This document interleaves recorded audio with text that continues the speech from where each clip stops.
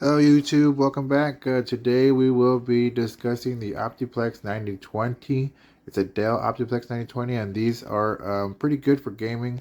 They do come with, well this particular model comes with the i7 477, or this one's the 4790.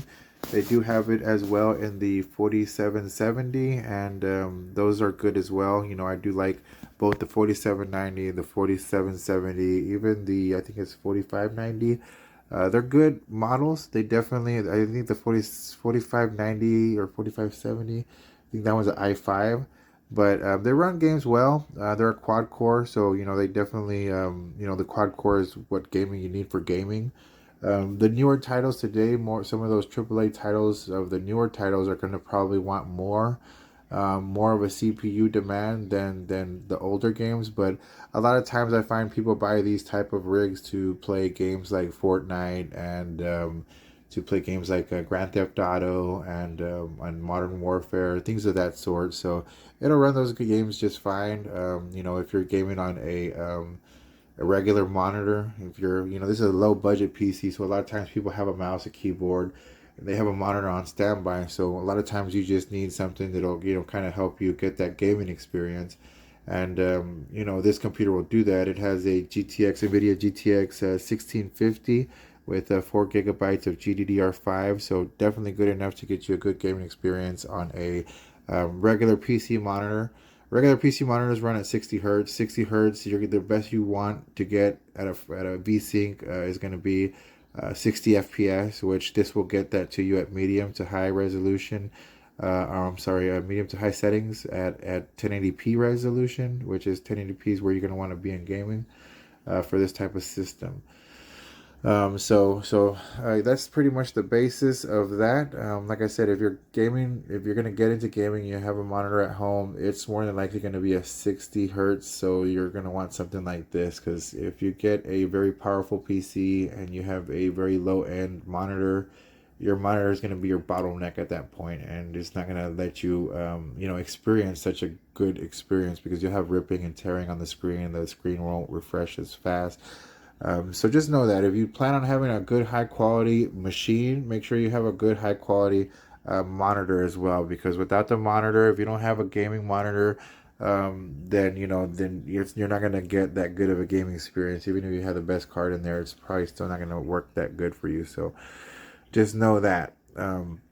So to start with, like I said, most people have a monitor at home. It's probably 60 hertz because it's not a gaming monitor. This one will run on that just fine, and it'll get you good quality so that you can play with a good gaming experience.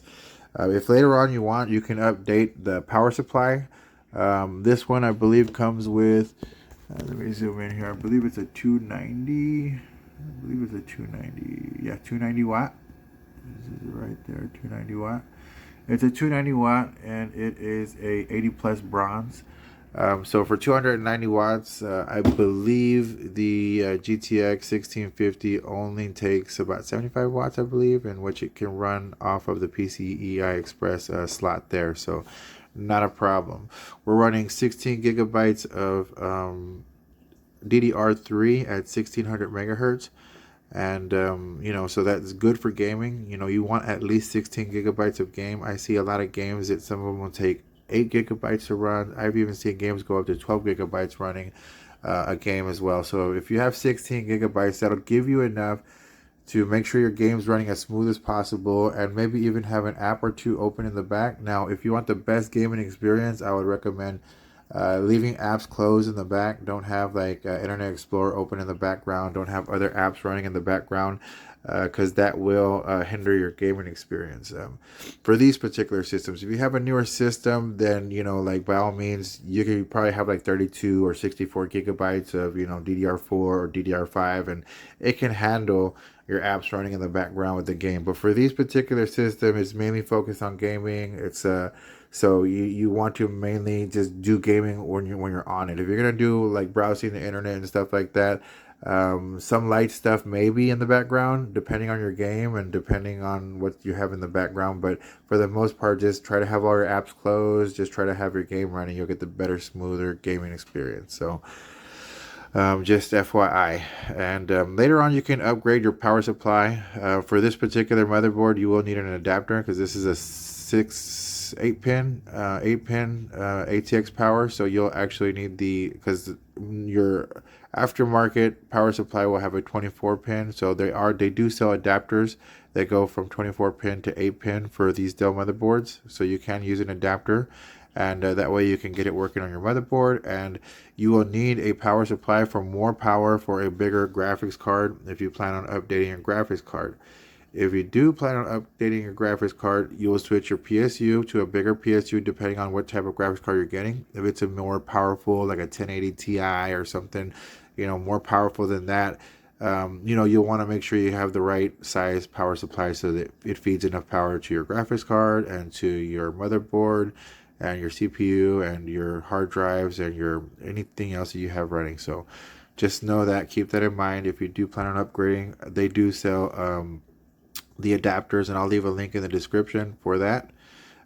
If you want to do eventually get more a different case, and in fact, if you want to do a different case, there is a way to take all your components out and put it into another case, and I did that with that computer over there. If you see it, it has a different case, but it has pretty much these internals inside, and it looks like a normal case with lights and everything. It's off right now, but it's my son's, and it works pretty good.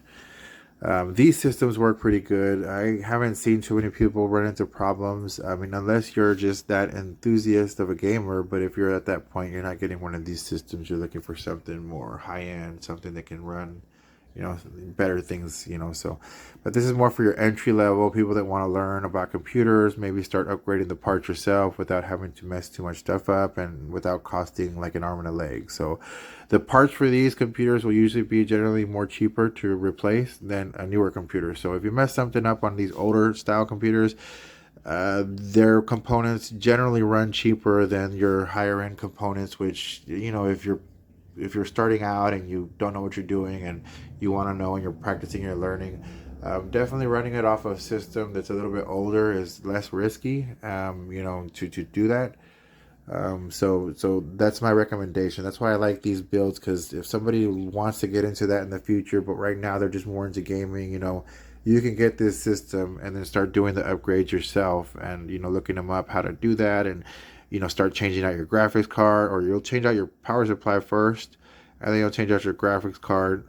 I'm sure you're going to fall in love with the system, and you're going to want to eventually upgrade your case to give it a better, more, gamer look, to it. So that'll be eventually as well.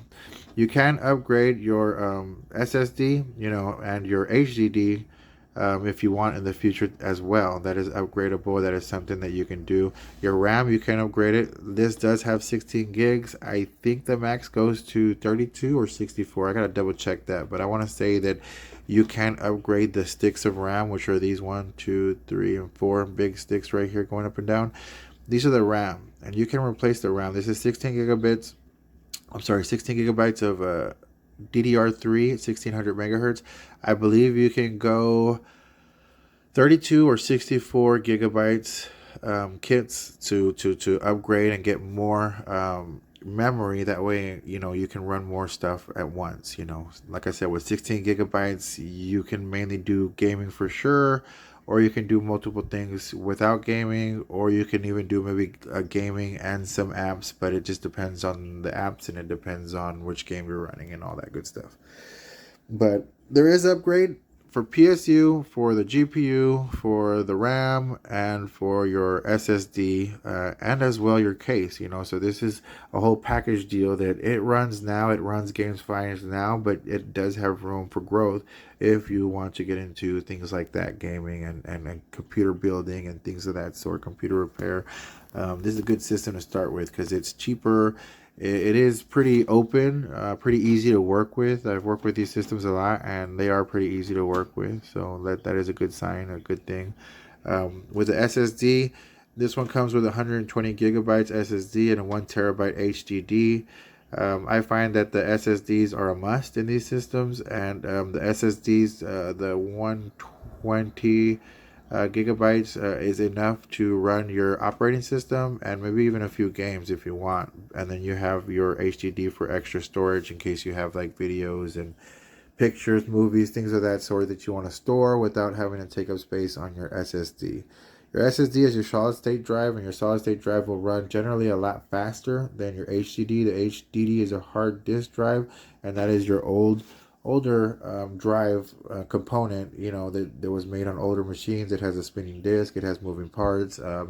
It's more likely to fail, than your SSD. So I generally recommend getting an SSD, and if you're gonna upgrade, I would probably upgrade your HDD to an SSD, just because the HDDs, like I said, they're more prone to issues because they do have moving parts. So I don't like that. So you could lose your data unless you back it up, which I would recommend definitely backing up your data. But SSDs are generally more reliable. They don't have moving parts, so I find that as a good thing as far as they might less likely to fail. So yeah, and this is the Optiplex 9020. This is my basic review of the Optiplex 9020. It runs smooth, it runs quick. That's why I like to use this system, because it definitely is a workhorse, and it definitely takes a beating and keeps on ticking. And for gaming, I've used these systems a lot with different people. I've sold them, and I rarely have an issue where people come back and say that they have issues with it. It's just built. It's built to last. It's built to run. So, the Dell Optiplex 9020 specifically, the i7 4770 specifically, and up or around that area. Very nice computers. Very reliable. Definitely recommend them for beginners who are looking to start and don't have a lot of money. They're definitely within the price range, and they're definitely with performance they can handle, and they're pretty good. I definitely like them. So this is my take on it. I give this Optiplex a 5 out of 5 for as old as it is, and for as well as it does running games and applications, and just overall, just quality wise, overall, they're built tough. They're built to last. They're built to serve. So definitely, if you guys haven't, played with one of these systems, and you have the time or the money, definitely check them out. They're good for if you want to build them for a friend or a nephew.